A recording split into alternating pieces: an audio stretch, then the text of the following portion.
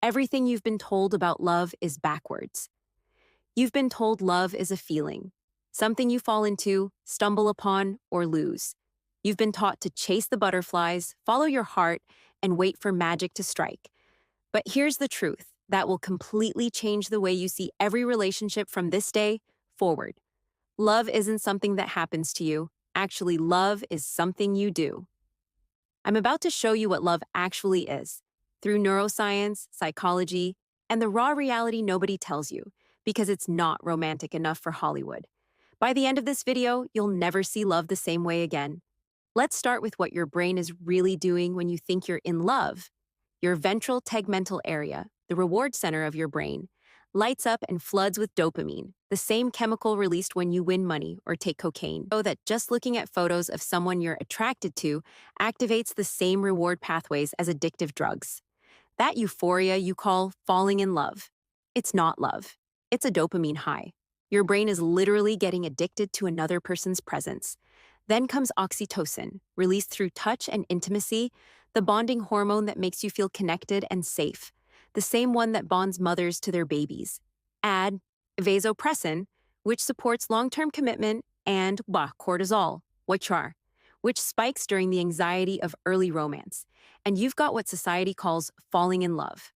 But here's the shocking truth. That chemical cocktail has an expiration date. It lasts roughly 12 to 24 months. Then it fades. The dopamine drops, the obsessive focus fades, and the butterflies disappear. And most people mistake that crash for falling out of love. They haven't fallen out. They've just sobered up. And now the real question begins. What is love once the drugs wear off? This is where everything you've been taught fails you, because we've been trained to think love is a feeling, when it's really a practice. We've made love a noun, when it's actually a verb. Real love begins where chemistry ends. It's the conscious daily choice to act in someone's best interest. Even when you don't feel like it, it's showing up when you're tired. It's staying patient when you're frustrated. It's choosing their well-being over your convenience. Love is what you do when dopamine isn't doing it for you anymore. Think about this. When your partner is sick and you're cleaning up vomit at 3 a.m., there's no dopamine hit. That's love. When you bite your tongue during an argument to avoid saying something cruel, there's no chemical reward.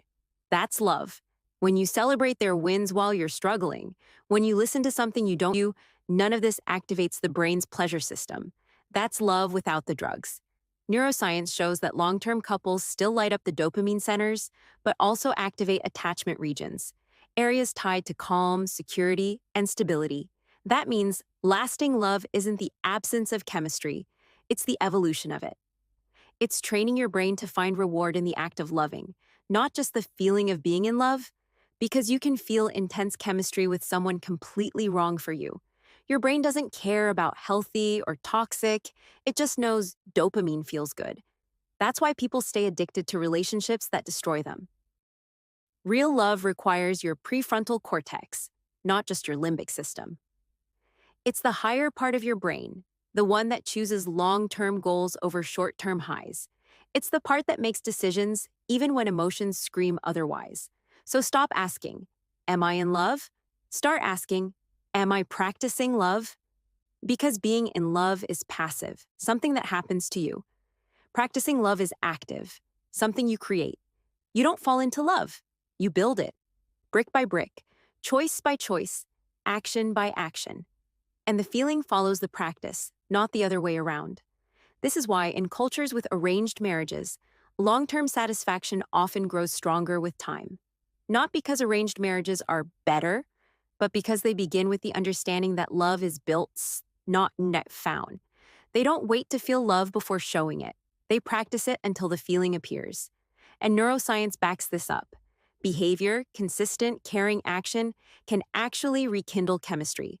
Physical affection, quality time, shared goals, these rebuild the very circuits that made you fall in love in the first place. So when you think you've fallen out of love, maybe you just stopped practicing it. When you wait to feel loving instead of acting loving, the bond fades. And when someone treats you well but there's no spark, remember, sparks can be built through steady connection. The chemistry follows the consistency. But when someone treats you terribly and you feel addicted to them, that's not love. That's your brain chasing dopamine. It's addiction, not connection. This mindset changes how you choose partners forever. You stop chasing the thrill and start valuing the practice. Can they love when it's not easy? Can they choose you when it's inconvenient? Can they show up when the dopamine fades? Because anyone can love you. The real test is whether they love you when it's not. That's why love at first sight doesn't exist. Biologically, it can't. What you're feeling is attraction, lust, curiosity, but not love. Because love requires time, repetition, and choice. You can't love someone you just met. You can only be drawn to them. Love begins when you start showing up for them through disappointments, imperfections, and everyday life. Real love is quiet. It's not fireworks. It's a steady flame. It's making their coffee how they like it. It's remembering what matters to them. It's doing the dishes, asking about their day, listening, really listening. It's choosing them on the hard days, not just the good ones. None of that looks cinematic, but all of it builds a beautiful life. So here's your new framework for love. The feeling is the result, not the requirement. The chemistry of their relationship is the reward, not the foundation. The butterflies are the dessert, not the meal. Love is a skill. You practice it like music, like language, like anything worth mastering. Some learn it young, modeled by healthy families. Others must learn it consciously as adults. But everyone, everyone kaigo, can learn it. Because love isn't a gift you receive. It's a discipline you practice. You're not powerless to fall in and out of love. You have agency. You can build love with someone who's willing to build it back. And when the initial high fades, you won't panic. You'll understand. You're not losing love. You're graduating into it, the kind that lasts, the kind that's chosen, the kind that's real. So stop waiting to feel love before you act loving. Start acting loving, and the feeling will follow. Stop searching for someone who makes you feel love. Start looking for someone who practices love. Because love isn't something that happens to you, it's something you do. And once you understand that, it changes absolutely everything.